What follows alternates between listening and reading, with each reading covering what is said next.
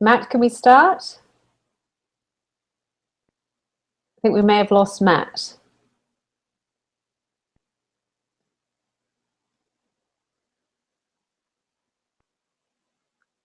So I'll go through the intro because it looks like we have lost Matt on the line. I'm sure he'll be back shortly. So thank you very much for joining us today, everybody. My name is Caroline Diarte Edwards. I was Director of Admissions at Insead for 7 years, and I'm now a Director at Fortuna Admissions. It's a firm advising candidates applying to top business schools, both international schools and the top US schools. It looks like we have Matt back with us. We do indeed. That's right. It's 8 o'clock in the evening. It's from Fontainebleau. I guess it's 2 o'clock in the morning in Singapore. It must be approaching midnight in Mumbai and New Delhi. And it's just gone breakfast in California. Welcome everybody to this session. And we'll be looking tonight at how to get into Insead. We really have the gatekeeper of the school that will be sharing her experience and lots of advice. GMAT Club is kindly hosting us and delighted that you're all with us now. Just a reminder that GMAT Club is running a giveaway where you can win free GMAT Club tests. So to enter the competition, all you have to do is like the video, post a comment below, and check the link in the description.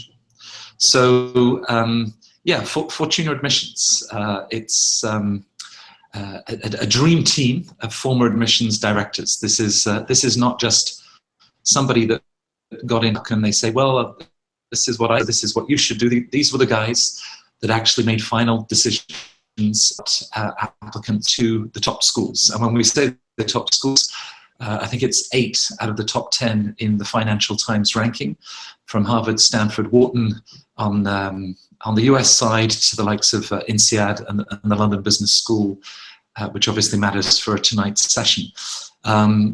So I encourage all of you to reach out to the team.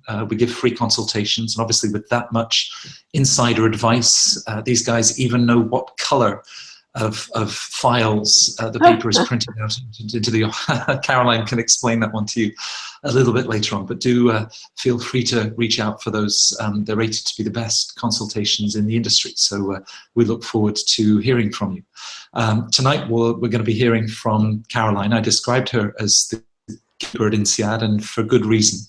Not only is she an Insead MBA and studied at the school in 2003, but for 7 years, she was the Director of Admissions, as well as covering marketing and financial aid, all of those scholarships that you may also be considering. So if you think about it, Caroline had the final say on over 30,000 people that applied to Insead. The school has seen remarkable growth since 2003. Of course, it goes back to the late 50s and describes itself as the business school for the world. For good reason. Certainly, Caroline is the embodiment of that. She's worked in, 11 different countries, I think, Caroline, in your career. Yes. Sounds about right. More than you can count these days. Yeah. And important, of course, for this session, looking at applicants coming from over 90 countries, typically 85 in the classroom. So I guess we'll get started. And in terms of some of the things that we're going to be covering in this session, tonight, this afternoon, or this morning, depending on where you are, why consider Insead as one of your choices for top business school, and really that sort of insider perspective from Caroline on how the process works. Along the way, we'll be pushing her to share some of her insider tips with all of you, and then leaving time at the end of the session for a Q&A. So do feel free to send over those questions that we can put to her. Caroline, if we're following the news, of course, Insead ranked #1 in the FT back in January. Yes. It came as no surprise to you, but it was the first time that a one-year program made the top of that particular ranking. And certainly when you compare to the 2-year programs in the US, how is Insead different from the top US schools? Yeah, sure. So there are various factors that differentiate Insead, and I think the school is in quite a fortunate position because I think it is quite different from a lot of the other top schools. And in fact, when I started working at the school, one of the things I looked at was with the incoming students where else they had applied. And I was surprised to discover that about 50% of the students at the school have only applied to Insead. And it's not because only applying to one school is a really smart idea. It's because often candidates applying to Insead and looking for specifically what Insead is offering don't easily find an alternative. So it's got an interesting position in the market. And so, as I said, it's a combination of factors. So it's a top MBA program. And first and foremost, it's an outstanding MBA. It's got, extraordinary faculty across, the different academic areas, also representing a lot of different nationalities. So, really interesting faculty body. It's a great curriculum. So you get a fantastic general management degree. You spend about half of the program doing the core courses and then about half of the program doing elective courses. So you have a choice of a lot of different electives so you can pursue your own academic interests at that stage. So, very well structured academic program. But beyond that, it's an extraordinarily international school. So, as well as international factors I mentioned, the student body is very, very international. So you'll have 80 different nationalities in your class. Rarely will any nationality represent more than about 10% of the class. So it's a tremendous melting pot, and people coming from all different professional backgrounds as well. So the richness of the diversity at the school creates a very, very dynamic environment, and that's very much core to what Insead is about. And then, of course, it's a one-year program. So that is a very different proposition from the traditional two-year format, which most of the top US schools still follow. And it's not for everybody. It's a very intensive format, so the pace is fast, and there's no escaping that. You have exams pretty much every 8 weeks, and it's been described as like drinking from a fire hydrant. But there's a lot of efficiency in that format as well, and so it's 1 year less out of the workplace, and therefore much less costly than doing a 2-year program where you'd be paying 2 years of tuition, 2 years of living expenses, foregoing a salary for 2 years. And so Insead typically ranks #1 as well on return for investment, because you're getting a top-notch MBA degree and access to fantastic recruitment opportunities, but you're not spending as much money because you're doing it in 1 year rather than 2 years. So that makes a huge difference. Another element of difference is the multi-campus structure. So Insead launched the Singapore campus in the year 2000, and that's been incredibly successful. And the MBA is completely integrated across the two campuses, and students can exchange between the two campuses. So you have a very similar experience. You have the same core courses on both campuses. There's a lot of electives which are offered, same electives on both campuses, and there's some electives which are offered only in Singapore and some electives offered only in Fontainebleau. And of course, you get exposure to a very different region when you're in Fontainebleau versus when you're in Singapore. So that adds a very interesting dimension, which enables students to really build their international exposure whilst they're at the school. And now the school has the Abu Dhabi campus as well. So you can go to Abu Dhabi for one module. So they don't run the full MBA program for the time being on the Abu Dhabi campus, but you can go there for part of the program. So that is a really interesting mix of regions that you can get exposed to during the year. And then also related to the international dimension of Insead, it's very much a platform for global recruiting opportunities. So whereas most top schools or most MBA programs in general will feed the graduates into the local recruiting market. So I'm sitting here just outside of Palo Alto, nice view of the Stanford campus, and my husband did his MBA at the GSB, and the vast majority of his classmates are within a few miles of the GSB campus still, many years later, since they graduated. So Silicon Valley is an amazing place to be, and there's a lot of opportunities here. But the alumni tend to be geographically concentrated on the West Coast and very much in California. And you see that pattern also to a certain extent with other schools. Whereas Insead, graduates are going literally all over the world. So it's a big challenge for my ex-colleagues who work in the careers team to manage relationships with that many recruiters in that many countries. But, you know, it's a tremendous resource for students going to the school who want to be internationally mobile. So, you know, that's something that's very different. And then what that feeds into then is a very international alumni network. So, you know, you have alumni all over the world as a result of this international recruitment and international mobility of the student body. So that is a great resource for anyone who is moving around internationally in their career post-Insead. So I think those are the key lots factors. of compelling reasons to look at this. Yeah. Certainly from you know the M7 and considering applying to 4 schools. You mentioned half of European alternatives, whether it's the 2-year program at LBS or you know.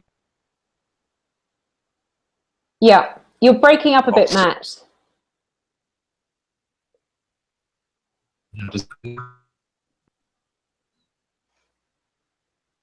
We're losing you. So just how Insead also compares to Europe. Yes.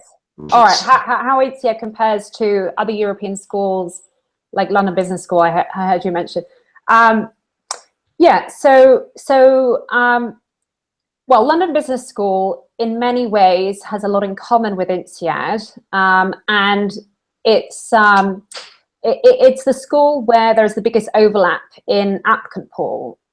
So if someone is applying to another school and they're applying to Insead and they're applying to, it's most likely that that other school would be London Business School, and vice versa. So the 2 schools do compete.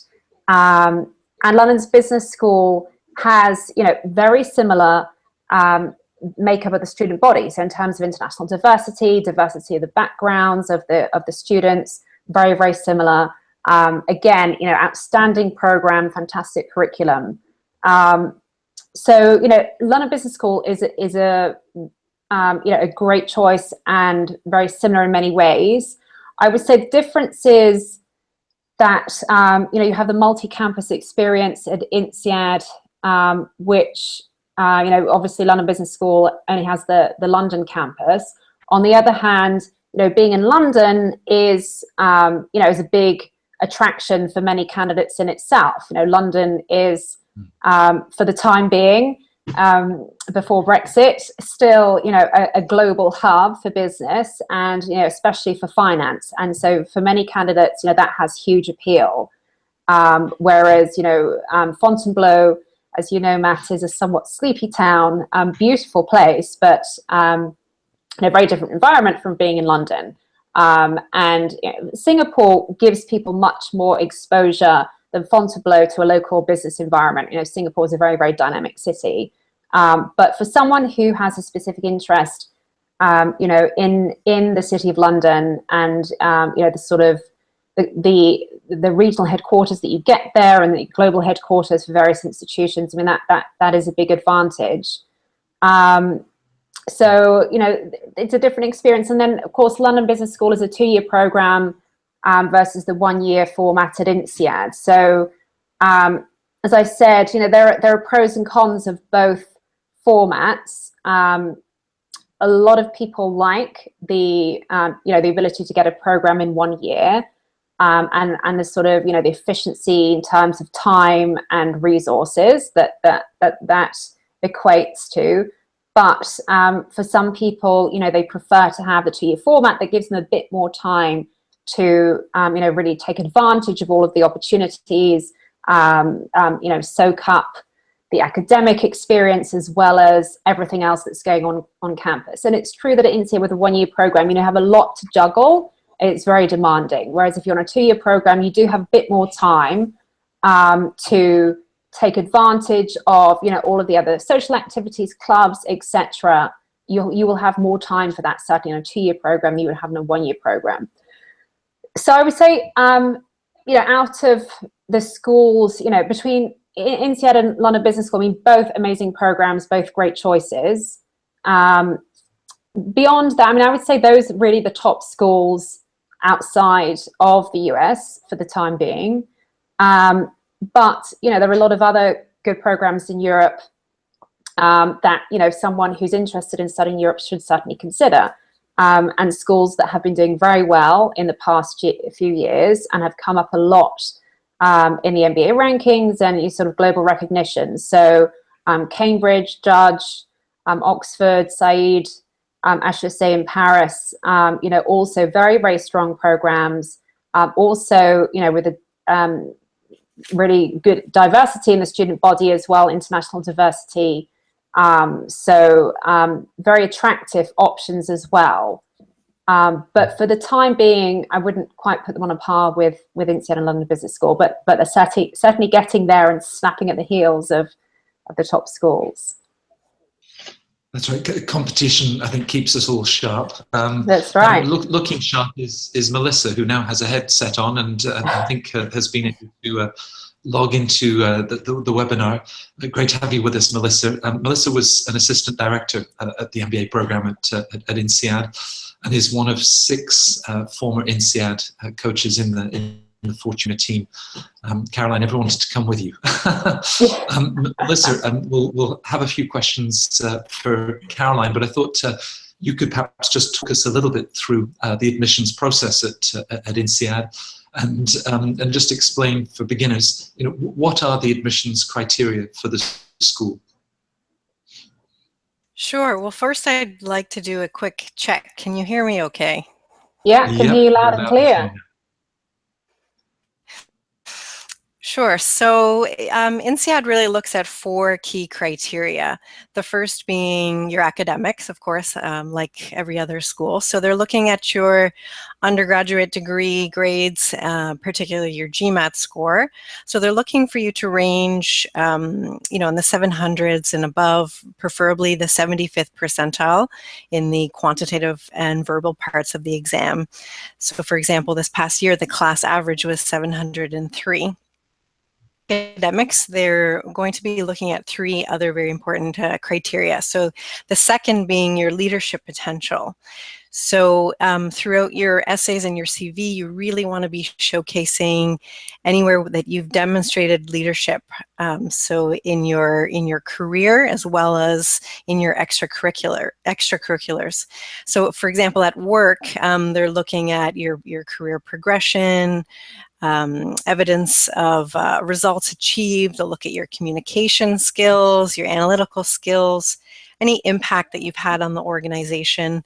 They'll look at your teamwork and then really look at to see how clear and ambitious your short and long-term goals are. So they want to see, you know, how these will come to the classroom, how you'll contribute to the classroom discussions and to teamwork and so on. Side. So are you the kind of person to get involved in extra and in the student life outside of the classroom? So will you contribute to a lot of the clubs at the school? Will you be an active alumni? Will you really get involved with the Insead community? So, and if you're able to really adapt into the Insead type of environment. So, you know, you could touch on things like anything in your extracurricular life, even if it dates back to when you were younger. For me, you know, I was a competitive gymnast, so that's something that I would put into my application form. So, or maybe you were a child actor, or you were a competitive sports person. Maybe you were the captain of your rowing team or basketball team in university. Maybe you were leading a team of 20 to 30 players, that kind of thing. So those are things that they see as really important because you might bring those skills and leadership abilities to the clubs and associations outside of the classroom. So the third yeah, really on how you're going to contribute to the program. And then the fourth is the international motivation. So they're really looking for people who have worked abroad, studied abroad. Maybe you have global experience at work, or you have international clients. So they really want to see that you are comfortable in an international environment and that you want to continue to work in an international environment.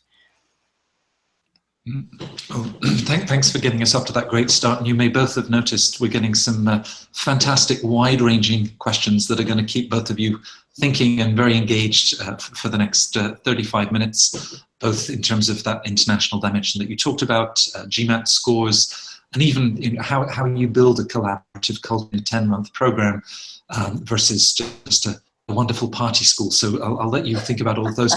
But there is Caroline, when you and I sat down last summer with the new dean at the Lilian, talking about this idea of sort of geographic diversity, and I think between 23-24% of Indian Insead's applicant pool comes from India, the US, China, France, UK.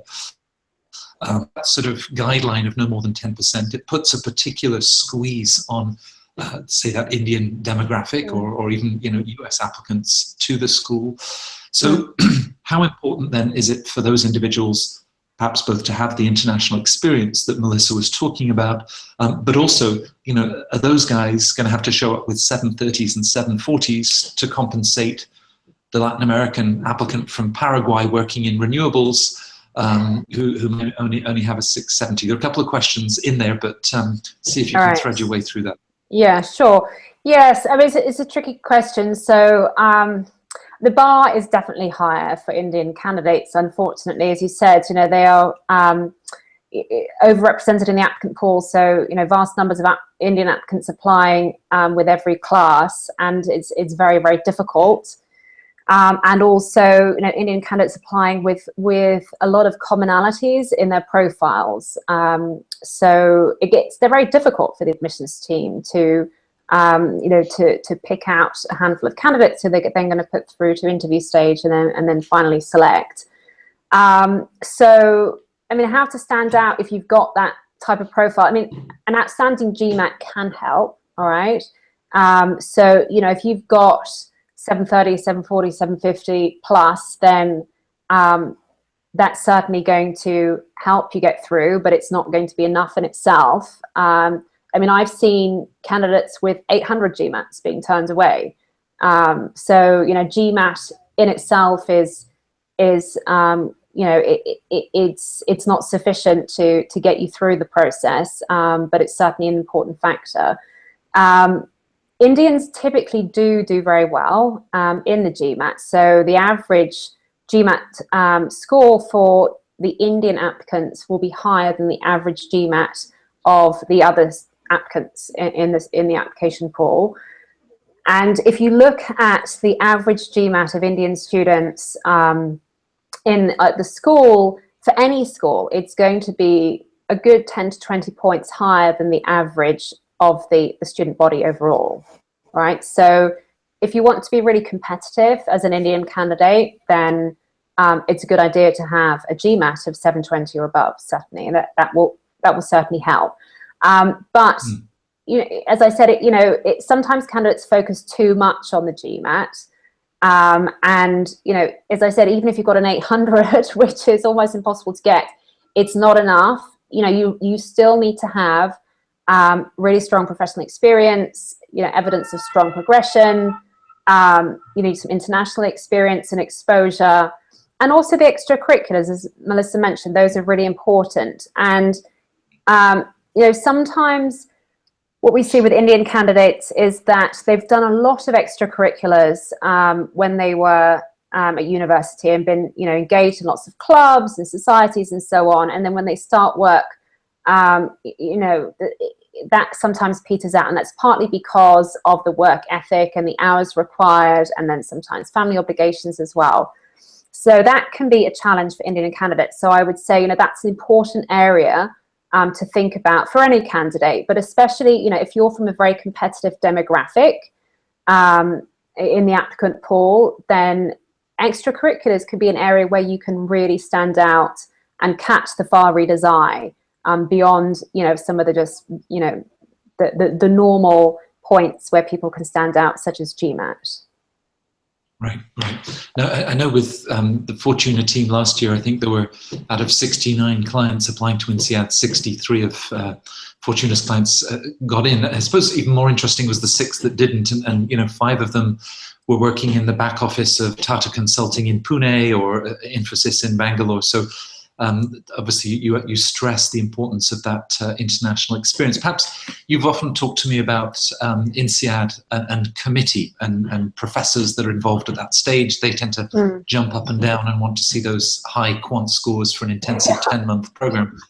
Maybe you can just sort of, we're going to be asking Melissa about the new video component that the school introduced for this round of admissions, but can you just sort of talk us through the life of a candidate file, with those 4 rounds of admissions? Sure. Yeah. So when a candidate submits their application online, then it will be received by an admissions officer who will check that everything is complete. And the team works by region. So there's a team of admissions officers who each have a list of countries, and they will be responsible for all of the candidates in those countries. And so the admissions officer will check that everything is complete. Sometimes there may be a recommendation that's missing, or something hasn't come through, or there's a transcript or something that hasn't been attached properly. So they will go through and check everything is complete. Then they will confirm back to the candidate that is the case, and that they're beginning to process the candidate's file. So then the admissions manager will review the files that have come in, and will allocate the files to the team of file readers. So then the file gets sent off to a file reader. The review is done online. So the file reader will review the application form, the recommendations, the essays, the transcripts, all of the additional items, and now, of course, the video questions that the candidate submits. And then the file reader will write up a 2-page summary of the candidate's file. And then that will go back to the admissions team. And then there'll be a meeting of senior members of the admissions team, and they will then decide who is going through to interview stage and who is not going through to interview stage, so who is rejected at that stage. So at that point, there are basically decision is go forward, proceed with interview, reject, or sometimes the team might decide we really like this profile, but maybe the GMAT's not high enough, and so they'll go back to the candidate and say, we're not rejecting you, but we're not proceeding for the time being. Please retake the GMAT and come back to us when you've got a higher score. Sometimes that will happen. Or they may say, we really like your profile, but you've applied too early. Maybe the candidate only has 18 months work experience, and when they look at that experience, they think it's not sufficient yet to really contribute fully to the Insead MBA program. So they'll ask them to come back after they've got another year or 2 work experience, or maybe they'll ask them to get international experience. That may be the sort of the point that they want the candidate to address. So then the candidate, if the candidate is then selected for interview, then they'll get the notification, been selected for interview, and then the admissions officer who's responsible for that candidate's file will match the candidate with 2 alumni who are in the local area where the candidate is resident, so that they will then, the candidate then contacts those alumni to schedule their interviews, and they have 2 separate interviews. The alumni interviewers then submit a written report to the school. They're supposed to send it back within 48 hours. They don't always do so, and then part of the job of the admissions officer is to chase the alumni for those reports. And then when that comes back in, then the file is regarded as complete and ready to go to admissions committee stage. Ready to go for the final review. So then it goes to the file reader, and the file reader will review everything again in its entirety. So you know, they'll review very carefully you know, the application form, the resume, the essays, and so on. So it gets reviewed. A lot of those elements get reviewed twice, both pre-interview and then post-interview. And then, of course, you have the additional the interview reports at that stage. And then they prepare a summary of the file and their recommendation to the admissions committee. And then that file is submitted to the admissions committee. The admissions committee is composed half of Insead faculty, as you mentioned, and then half Insead alumni. And the committee will meet and then review all of the files. It's often quite a marathon session. You know, fantastic that the alumni are so heavily involved as well in the admissions committee, because it's, you know, it's a purely volunteer role. They give up a whole day of their time regularly to do this. And it's done via video conference between Fontainebleau and Singapore. And then they take the admissions committee takes final decisions. So, you know, some schools, a lot of schools, there is one person who will take the final decision on who gets in. At Insead, you know, it's really you know, a group decision, and you know, that is a challenging process, decision by committee. But you know, what I appreciated was, you know, the level, the richness of discussion and the relevance of the different perspectives that people bring. And that is very useful, especially when you've got such a diverse applicant pool as you have at Insead. So there are alumni and faculty who, you know, have come from completely different backgrounds, different countries. And so, you know, you get a lot of different perspectives on candidates, and there's a lot of often very passionate debate in the admissions committee about, you know, who should get in and who shouldn't get in. Sometimes it'll go to a vote. Often the decision will be unanimous, but sometimes it will go to a vote. And then that's the final decision that gets communicated to the candidate. Right. Now, obviously, I've described you to the audience as you know, gatekeeper of the school and as director of admissions for 7 years. During that time, and you know, signing that letter and offering a place to a person in the program, yeah, did you have a favourite response from one applicant who was so overjoyed or so unexpectedly surprised and pleased? Any nice moment in that?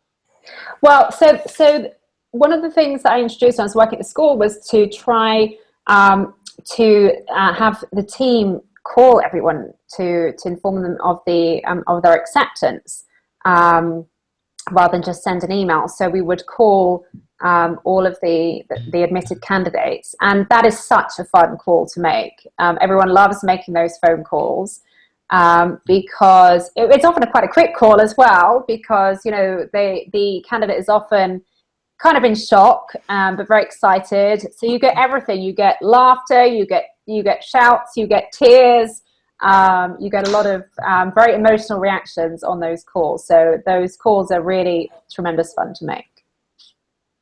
Now, MBA applicants for this year, Melissa, are going to have to keep their emotions in check, because Insead has introduced a video essay component in addition to the essays that they are. Thanks, Caroline, for making sure Insead requires so many essays. I think that was you.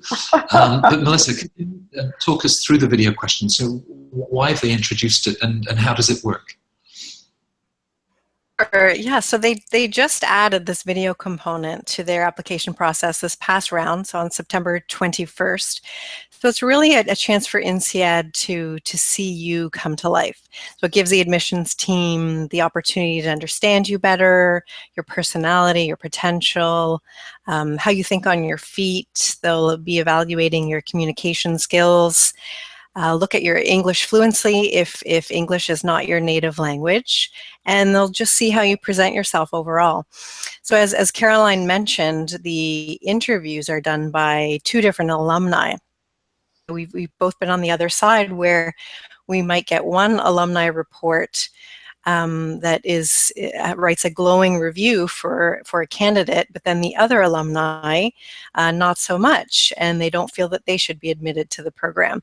So it's for these borderline candidates where the admissions committee has felt, is left a bit stuck and they're not sure what to do. So we feel that one of the reasons why they added this video component is so that the admissions committee can also get a chance to somewhat virtually meet you and assess you, and it could help with these tough situations. So just briefly on the process, you submit your video essays actually once you've submitted your entire application. So once you click submit, then you've got 1 week to submit these 4 video essay questions.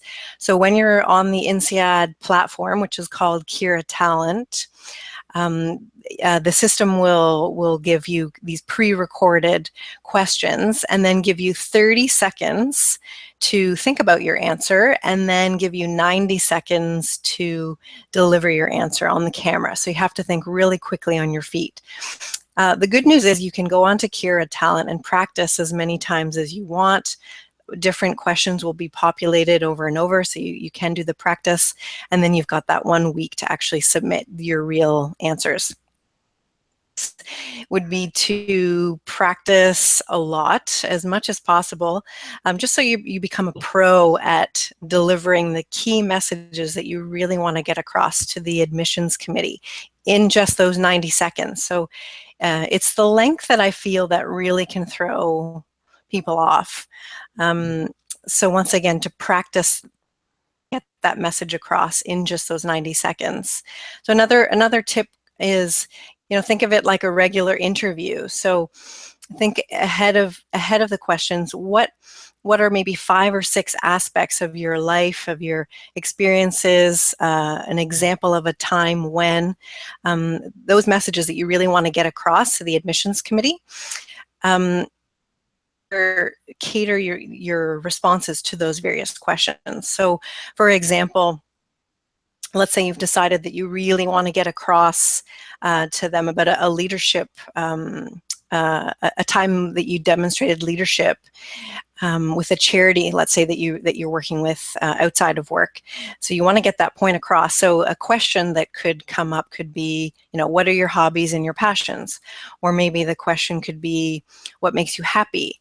Or maybe the question is, what cause have you dedicated significant time to outside of work? So they're all very different questions, but you could still cater that example, that message to each of those questions. Right. Great. So they're not going to ask us whether it's going to be Trump or Clinton in the White House, or why Kim Kardashian saw the need to bring $8 million worth of jewelry to Paris. Obviously, this plays a big role, and a very spontaneous part of the evaluation.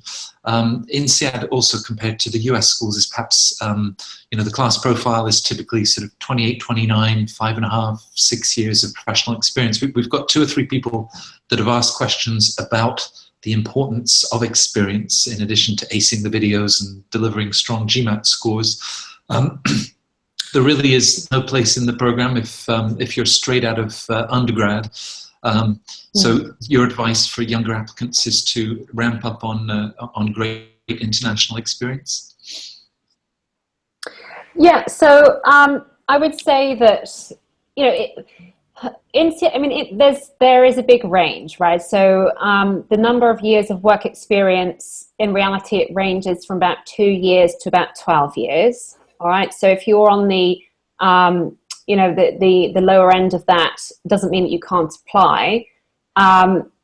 What they will be looking for is really, have you been able to demonstrate, really strong potential? Sometimes it's difficult at the very early stages of your career to show what you're capable of in the longer term, and the school is interested to be able to gauge, really what, are you someone who's capable of achieving fantastic results? Are you someone who's capable of managing people? Do you have evidence of leadership ability? And that can be difficult to gauge at a very early stage in a career. And so that's sometimes why Insead hesitates, because it's not so apparent after 1 or 2 years work experience. And then, so think about how you can,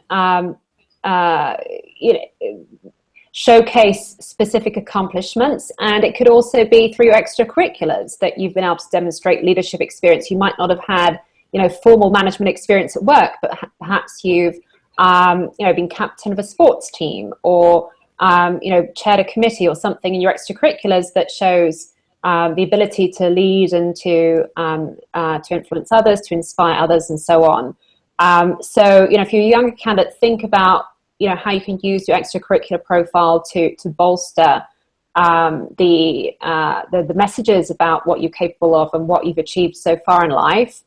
And then another important element for younger candidates is that we're looking at maturity, because they are trying to build a class of people who will gel well together, even though people coming from very, very different backgrounds. And, often the teamwork is quite a challenge at Insead, because you'll be working with people who have incredibly different background from you, and therefore often a very different mindset and different way of approaching things. But they do want people to bring a certain level of maturity and the ability to work well with people from different backgrounds, from a different, who may be 10 years older than you if you're only 23, 24 years old. And so that level of maturity is important as well. And so I would encourage younger candidates to think about how they can convey that in their application, and also, very importantly, in the interviews. Great. Now, a couple of you have asked questions in terms of international experience and whether working with an international team within your company counts. I would point all of you towards the regular blog pieces that Caroline writes on the Fortuna website. I think you've addressed that one specifically, Caroline, in terms of what counts as international experience. Yeah. We've also looked at age range, both being too young and also being too old. Just a quick response on that one. Applicants over 30 that have their heart set on McKinsey, BCG and Bain, where of course Insead has an amazing placement record. That's a tough one, isn't it? If you're already in your early to mid 30s and say you want to go into strategy consulting, it's going to be hard to convince the admissions committee of your ability to make that sort of transition. Right.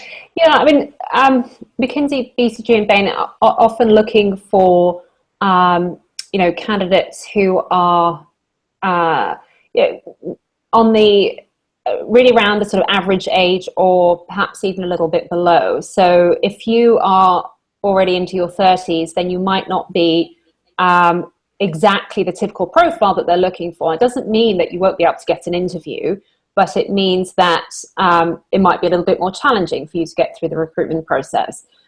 So I would encourage candidates who are in their 30s and do want to go into consulting, just keep a broader mind about which firm you might want to work for, and perhaps have a plan B, because there are some great consulting firms beyond MBB who are doing some fantastic work, and might perhaps don't attract the same tremendous volumes of applicants that MBB will attract, and might be a little bit more flexible on the exact profile that they're looking for. So it's good to show flexibility.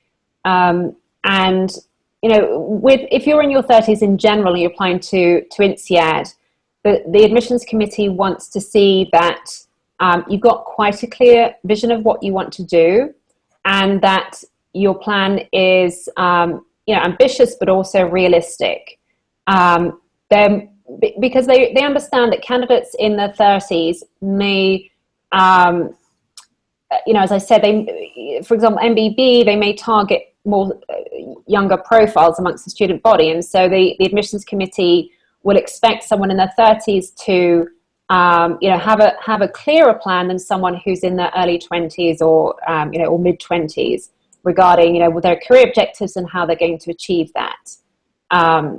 It also goes along with a level of maturity that you expect from someone in the 30s. You would expect they would have a more concrete vision of their career in the short term, medium term, long term than someone may have when you're 24, 25 years old. It's harder to imagine what you'd be doing in your 40s, 50s. Then, if you've already had 10 years work experience, then you should have a better sense of how your career path is going to evolve over time. And the admissions committee will expect to see that.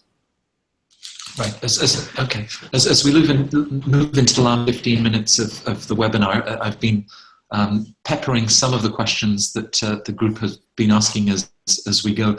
Melissa is an assistant in the MBA program. You were on the 1,000 diaries and to the school. Do you remember in the early days, Insead had opened its single campus, one of those requests that are better being admitted. Now, does it make a difference which campus you apply to? And how important is it to actually have visited at least one of those two places? Yeah, so in the application form, you do have to put down which campus you're interested in attending first, either the Fontainebleau campus or Singapore campus. But in terms of your chances of getting in, it has nothing to do with which campus you're choosing. So admissions is actually completely blind of your choice. So really what they're trying to do first is to make the best class, the most diverse class possible. They choose the candidates, and then they tackle who goes to which campus. So not to worry about that. In the campus, it's not possible for everybody to do that, and they understand that. But if you can visit the Fontainebleau or Singapore campus, I would strongly recommend it, because it's often when you actually visit a campus that you feel, wow, this is right for me. I love the feeling here. I love the environment. I love the students, and so on. So if you can visit, please do. But no, the admissions will not hold that against you if you don't visit a campus. Great. Okay, that's very clear. Thank you. Another question that looks at where you have greater chances. This is to do with Insead is unusual in having both a September and a January intake. Caroline, is there a greater chance of getting admitted for September versus January? No, it's very much the same, actually. Which is surprising. You would expect there to be some difference, but so with the September entry, there is a larger volume of applications than for the January entry, but for the January entry, there's a higher yield. So the yield is the percentage of admit, so people who get an offer from the school who accept the offer.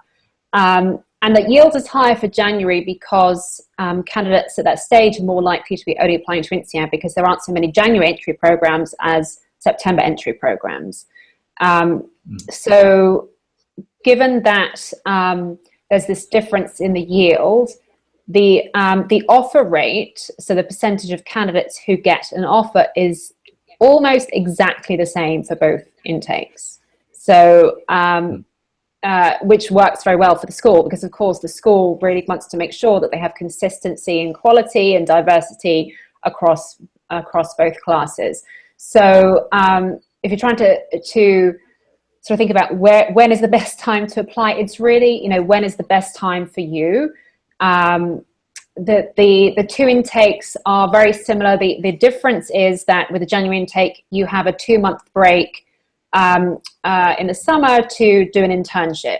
And so that's a very attractive option for some people, especially career switchers. And, actually, if you want to switch into investment banking, then it's highly recommended to do the January intake and do a finance internship in that 2-month break.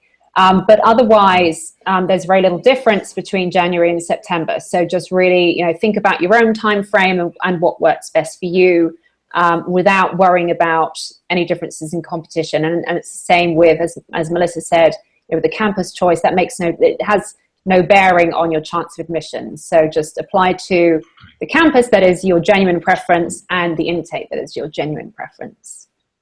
Right. I think many of the listeners will be familiar with just how competitive it is at the top US schools in round 3.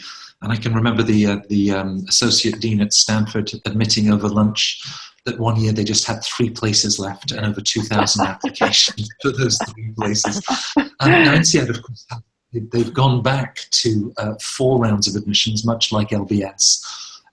So in terms of, is it worth applying in round 4? Talk us through those different rounds. quickly? Yes, absolutely. So I was pushing for many years to have the round 4 back, and you know, an option for both classes, because for some time it was an option for one class and not the other. And the reason I wanted to have the 4 rounds was to really give candidates more options and more flexibility. You know, if you have more rounds, then you know, there's always a round that's not too far away and will give you a decision within a certain time frame. So it just gives you more flexibility regarding when you can apply and when you'll get your decision. And one of the things that I did when I was at Insead was set up a system where we had a system for forecasting how many applications we would get by round and how many places we could offer by round. Because I didn't want to be offering candidates a place in round 1 if that candidate would be rejected in round 4, and I didn't want to have to be rejecting candidates in round 4 who would have got in if they applied in round 1. To me, it doesn't make sense, right? You want to take the best of your entire pool, not the best of just round 1, round 2, or round 1, 2, 3. That works pretty well, and so the competition is fairly consistent across rounds. So the advice is, you know, always apply. You know, give yourself enough time. It's better to submit in round 4 if that gives you the time you need to be really well prepared and put your best foot forward, than to rush an application for round 2 or round 3. Now, having said that, if there's a big bump in application volume at some point, then it could get a little bit tougher in round 4. So it is a bit riskier. So in general, the competition is the same, but sometimes it can be a little bit tougher in round 4, particularly for certain profiles that are very common in the applicant pool. So, you know, for example, if you are an Indian male engineer, then you are better off applying in round 1, 2, and 3 rather than round 4. But, you know, if you don't have a super common profile, then round 4 is absolutely fine. Right. Melissa, you spoke earlier about sort of leadership potential, but also contributing to the community, whether that's the clubs, the treks, National Week, and all of the, you know, there's so much going on outside of the MBA classroom too. Once told me the story of one of your clients who almost whispered to you the fact that she had danced for one of the most famous international ballet groups, but didn't figure that business school would have been interested in that. I think you explained to her just how important that could be. Talk a little bit about how important it is to sort of share what you've done in the community and extracurriculars. What is it that we're really trying to show the school at that stage? Mm-hmm.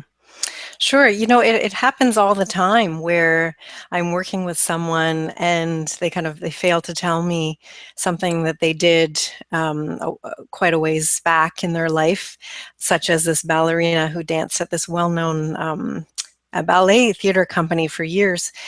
And then I find out later and I think, oh, no, this definitely needs to go in your application.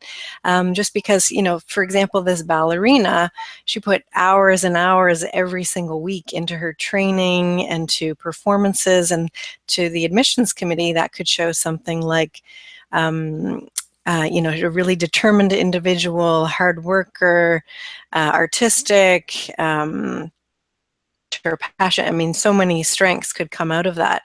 So that goes for anything that you've done previously in your life, or any other extracurricular activities, or charity work, volunteer work, and so on, because it just makes you that well-rounded person, and that's who they want in the classroom. I mean, it's not just about academics and your professional background, but what you've done, who you are, what are your values, and that really comes through the candid description essay. Candidates really they have a tendency to talk more about themselves professionally. They think that's what the admissions committee wants to hear in that candid description essay. It's the first motivational essay that they ask, when in fact, no, they want to learn more about your personal side and what makes you tick, what you've done in the past. So really try and focus on the personal experiences in that essay. And then they also give you an opportunity to talk about your extracurriculars in more detail in that specific tell me about your extracurricular activities question. So Great. Now, I did promise as we wrap up that there was one question about Insead, the party school. Before I get to that, it is a school, of course, where 5-10 years out of the program, almost over half, I think, of Insead graduates are doing something entrepreneurial. And one of the questions that we had was, about the sort of the entrepreneurial culture at the school. So, Caroline, can you sort of wrap up with why it's a great school for entrepreneurship and whether it's a party school? I think you know what INSEAD actually really stands for, right? I never stop eating and drinking. Right. So entrepreneurship. There's a huge interest in entrepreneurship at Insead, and it has been for many years. The school did a study a few years back and found that about half of Insead alumni are involved in some sort of entrepreneurship at some point in their career post Insead. So, very entrepreneurial community. And about 80% of Insead students take at least one elective focusing on entrepreneurship. So there are a lot of different elective courses on entrepreneurship. It's a great school for an entrepreneur. It's, if you want to, the beauty of having a lot of electives is that you can really tailor the program to your specific interests. If you want to take a lot of electives focusing on entrepreneurship, then you can do that. Increasingly people are starting companies straight out of school. It's challenging for some because, probably if you've gone to business school, then most people come out with a loan that they have to repay, and that can be very difficult if you're an entrepreneur and you don't have a nice salary straight away. So many people will end up, working for another company for a few years to pay off the loans before they start a company. But we are seeing increasing number of students, as I said, making the jump straight out of Insead. It's a great place to meet other people who are interested in entrepreneurship. There's a lot of companies that have been founded where the partners have met at Insead.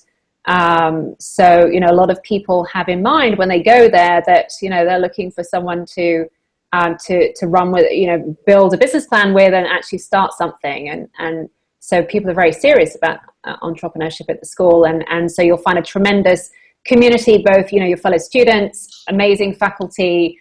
There are what the school calls entrepreneurs in residence, who are successful entrepreneurs who mentor students on their projects. And then, a lot of alumni, as I said, who are great entrepreneurs and, at all points in the life cycle of a company. So you have access to that network as well. As regards party school, well, it's a very intense program. So it's work hard, and for some people it's play hard as well. You do have to work really hard. The exams are tough. You can't flunk them. If you flunk them, you have to retake them. And every year there are some people who do have to retake exams. So the academic standards are very high, and the professors are very careful in ensuring that the academic standards do make the students work very, very hard and take the academics very seriously. So you will certainly work very hard while you're at the program. It's not a year's holiday by any means. But, there's also a lot of fun stuff going on. There are some fantastic parties. There are also a lot of really interesting clubs and societies and treks and trips. So there's a huge amount going on campus. And part of the challenge is juggling that and prioritizing and figuring out, what you're going to focus on.